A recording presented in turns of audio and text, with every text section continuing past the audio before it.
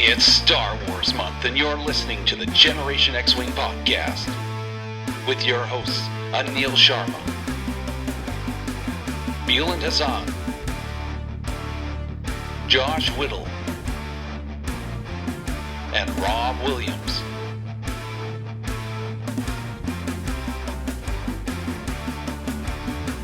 Welcome to the Generation XWing Podcast, a modern look at a retro lifestyle. My name is Rob Williams. I'm here with Anil Sharma. as well as Bielan Hassan. he's on the camera. He's going to be taking all the video. He's taking all the photo. I'm taking all the audio. And the reason we're here is don't let the luscious background fool you. We are here at the Starkiller Base, hidden base, to interview. The location is secret. To interview the 501st Legion, the OuterRim Garrison of Vancouver and BC, really, but of Vancouver, British Columbia. And we've been here for about a total of 5 minutes, and I'm already giddy. I'm just like all giddy here. There's something special about seeing an actual Stormtrooper helmet and holding it in your hands. Never gets old. I saw the hilt of Boba Fett's gun. I saw the helmets. I saw arm pieces. Han Solo's blaster. I saw Terry. He makes me excited. Terry's a great guy. Terry is our Wikipedia. Terry's our commanding officer of the 501st OuterRim Garrison, and he is our you're right. He is our Wikipedia. So I'm just like I just want to get in there right now. I thought I knew a lot about Star Wars until I met Terry. Terry's crazy. Yes, I like his shirt today. He's very see-through His hat's shirt. pretty awesome. It says Tashi. Yeah. Oh, I didn't even see the hat. I was yeah, just look at the hypnotized by the shirt. Look at So power converters. So I'm already judging him on what he wears, but I guess we're here to put all these clothes together, all these armor together. So I'm really excited. Oh my God, the wind is really kicking up. I'm really excited. So let's go in there and let's talk to a whole bunch of awesome people. All right. So, let's go.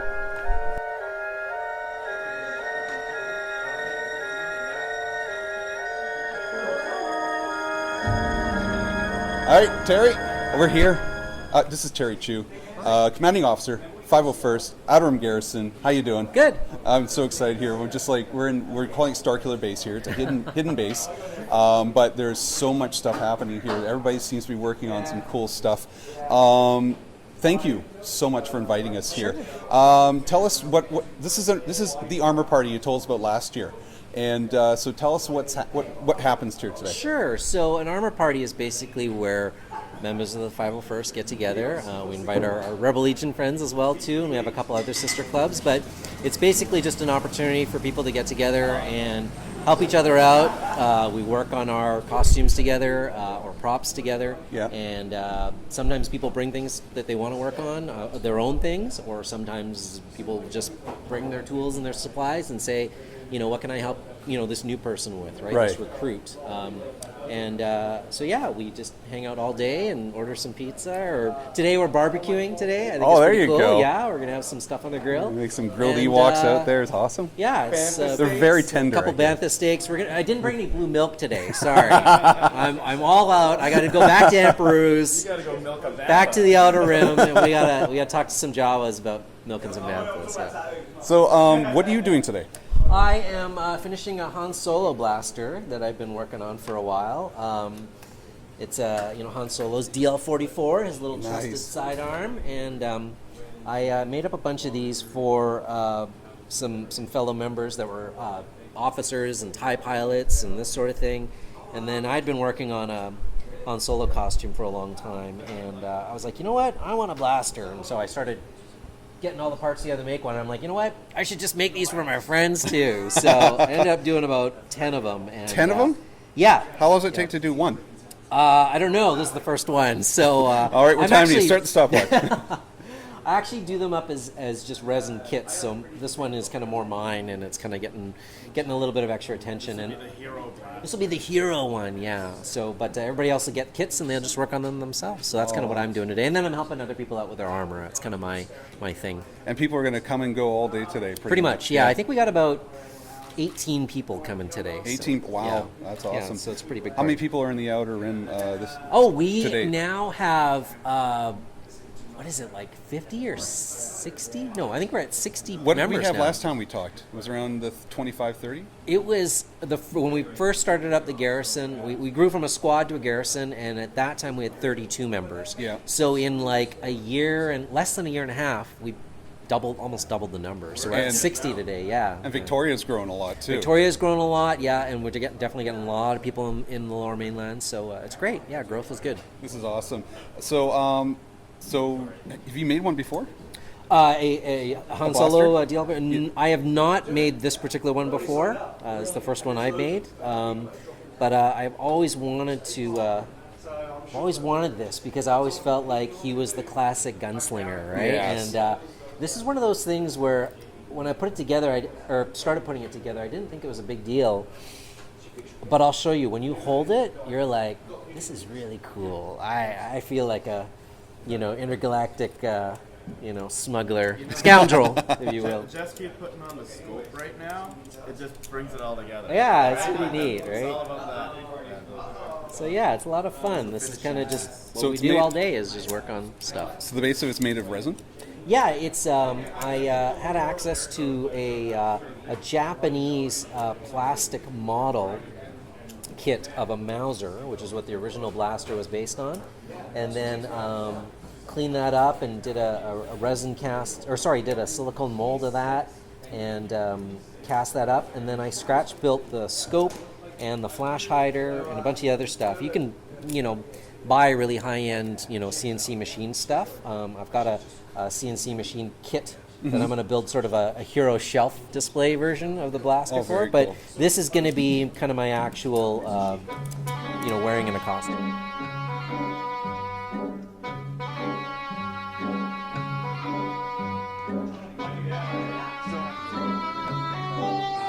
Stolen.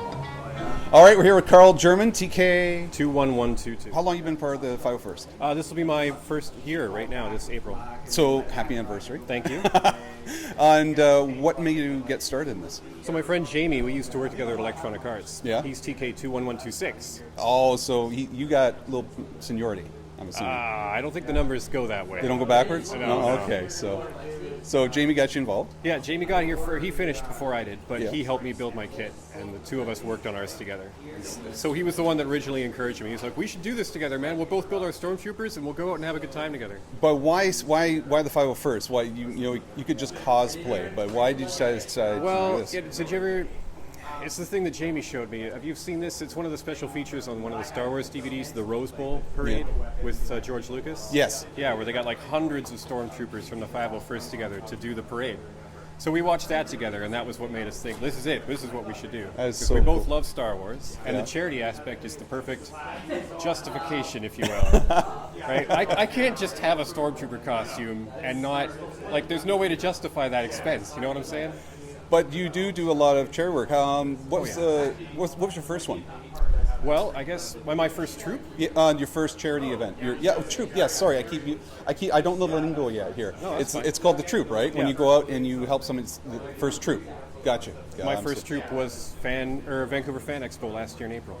Oh, it was. Oh, fantastic. So Yeah. we might have been there. I might have gotten a picture with him. Yeah. Could you tell from a distance if it was you? Probably not. No. Okay. That's Some the people hope, I can. hope. So. Oh yeah, I could tell from a distance, but Yeah. I don't think anyone else can. No, That's the okay, well, trick, there right? you You go. get all stuck up in the tiny little details of the costumes. Yeah. Right? So how was that for your first time? It was fantastic. Yeah? It was the best. Yeah. What was some of the most memorable moments you've had? Oh man. I gotta think about this one for a second. No problem. But you've done quite a few troops. Oh yeah, I would Yeah. say so. About one a month. What's your ever since. most recent one? Start there. It would have been the Burrard Street Skytrain Children's Wish Month kickoff last year in March. Yeah. It was pouring rain. So what's that like when you guys are like? I remember Terry telling us about very hot days of being in these costumes can just sweat you to death here. But what's it like with the rain stuff? Oh, with the rain, it's freezing cold, man. Yeah. Yeah, well, the costume doesn't do anything, right? It just rains into the undersuit, and then the undersuit gets soaking wet. Oh, so it's leaking in there. Yeah. And so what were you guys doing there? That was Children's Wish Month kickoff. Yeah. So the Children's Wish charity from the United States, I think, was just there canvassing, trying to get donations and stuff like that. And we were just there to hang out and bring some attention to their cause. What do kids think when you come up to them? Are they scared at all, or are they You got usually... 50-50, depending on the age of the kid. The smaller it is, the higher that chance goes up. But especially with anything below the knee, those kids they either run up to you and they're very shy and they try to high five you, or they scream, run behind their kid or their parents and just stay there for the rest of the troop. So what do you do when the kids are scared? How do you approach that? You apologize to the parents, say it happens all the time, and move on, man. Most memorable moment. Jeez. I don't know, Fan Expo, man. I got to stick with Fan Expo. It was my first troop. It was huge. I felt very welcomed. Actually, I went down to Emerald City Comic Con just as a volunteer. I hadn't finished my armor by then, and that was a lot of fun as well. Yeah? When you volunteer, what do you do?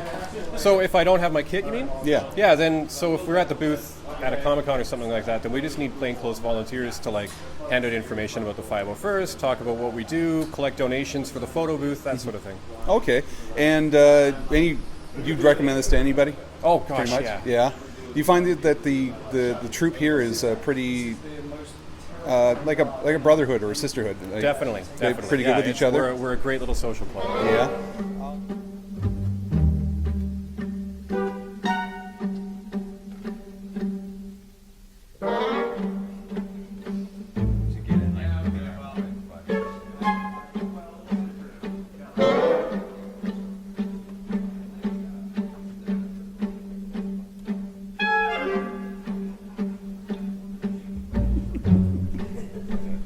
Slide in.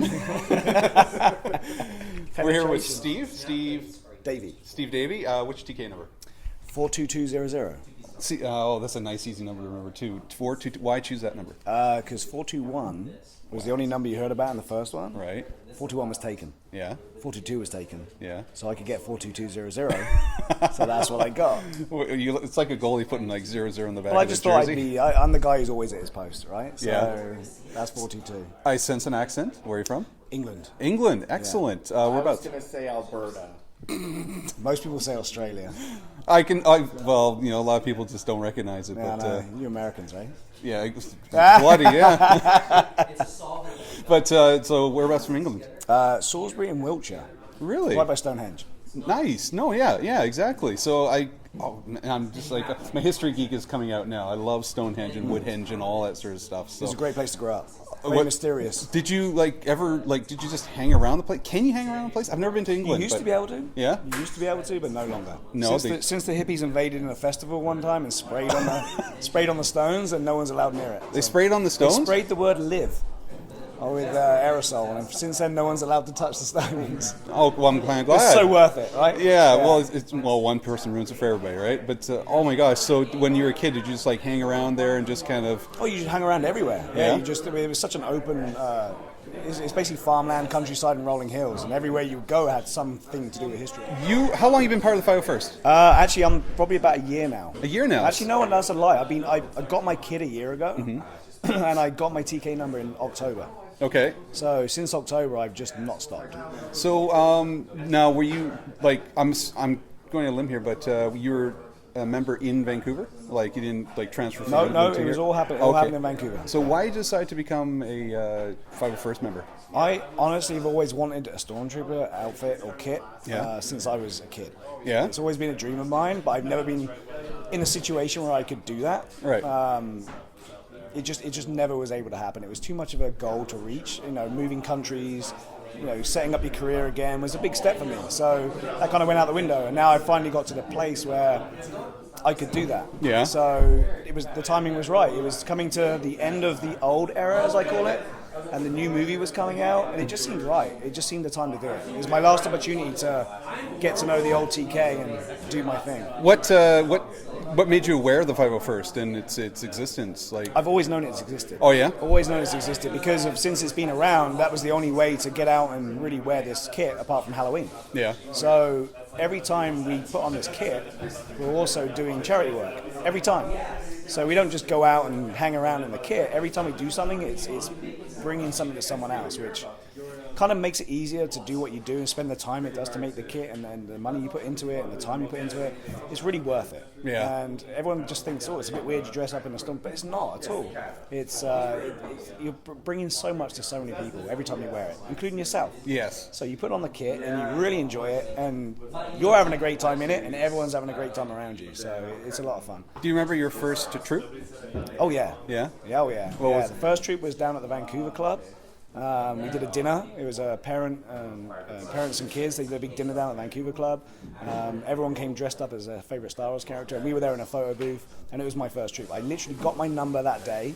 Yeah. And I was able to come out with all the guys, and everyone was just so welcoming, and they'd bring you in. And after we did the troop, we all went out for dinner, and it was, here's your patch, here's this, that, and the other, welcome to the team. And it was the most amazing thing. It's a good group of people here, Fantastic isn't it? group of people. We've been here for a while now, and it's just like, we thought Tara was magnificent, and then talking to you guys, it's just like, you guys are pretty, you're caring people, you do a lot of work for others, and you know how to have fun too. Absolutely, yeah. Yeah. I mean, that's the main part of it. If it was a job, it wouldn't be as much fun, right? What's one of your first memory or best memories of doing this? Of the trooping? Yeah. Oh man, there's so many good memories. I mean, Celebration for me, before I was a member of the 501st, I went down a Celebration on my own, which was down in Anaheim. Like I say, it was the beginning of a new era in Star Wars, so we were saying goodbye to the old and bringing in the new. Right. And I went down there and I just hooked up with all the 501st members that were down there and hung out with them for the whole 3-4 days I was down there. Yeah. And again, such a great group of guys. I got to meet the local garrison down there, and that was a great memory. And to see the old stars on stage with the new stars on stage, and get to face meet people that I've just seen in the movies, it was a great memory. But for doing the troops, I think the biggest memories that hit you here are when you go to see the sick kids and the disadvantaged kids. That's what hits you here. Yeah. And that's what makes you know you're doing a really good job. To see someone in such a dire circumstance as far as the family and the people involved, and to go there and bring this little ray of light into their life is amazing. Yeah. And it's hard to explain it. And then when you go there and do that, and you know it's probably going to be one of the last times they get to see something like this. Yeah. Right? So it's quite emotional. And we all go there as a group, and we all feel it. But you walk in that room, and you just, as far as these kids are concerned, it's real. And you know you're bringing something amazing to them at that point. And that to me is the biggest point of doing it, I think.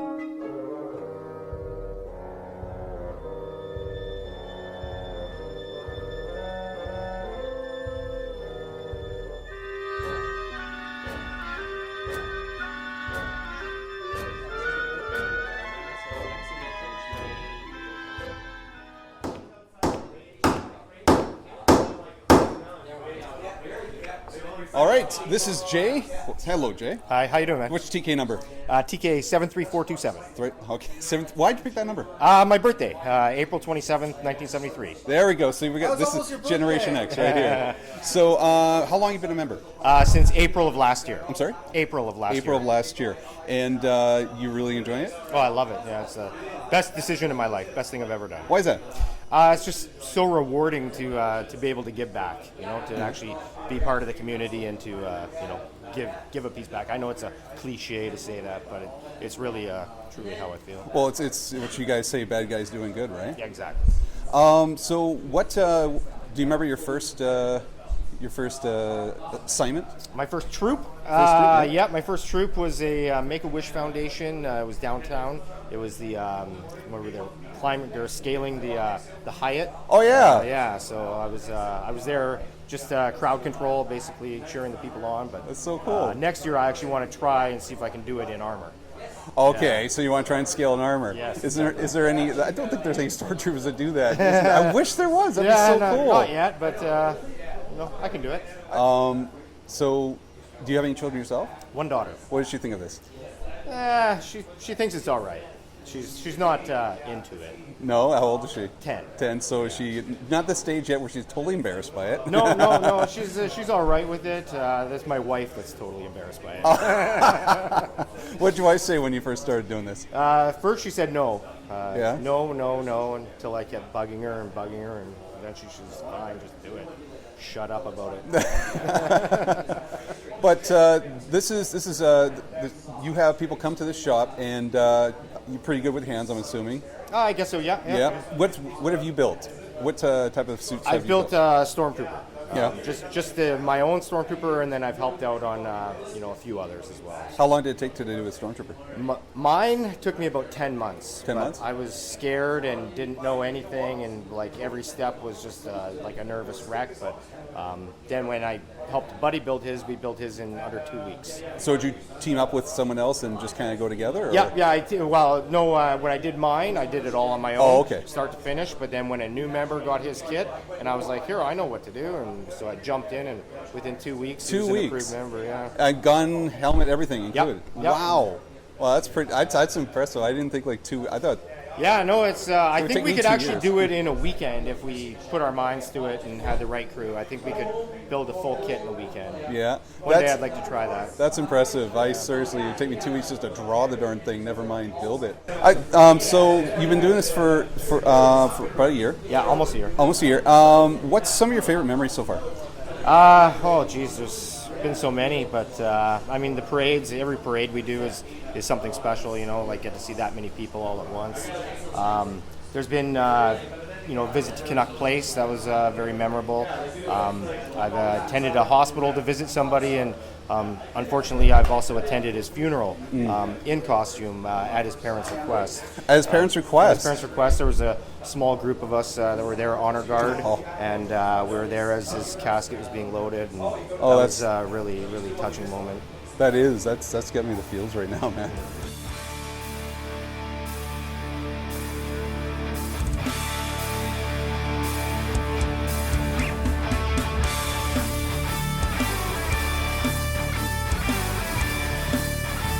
Thank you for tuning in to the Generation XWing Podcast. Follow us on Facebook at Generation XWing Podcast or find us on Twitter at Gen XWing. Music performed by ARMOUR. Find you on SoundCloud at Sound_Escape.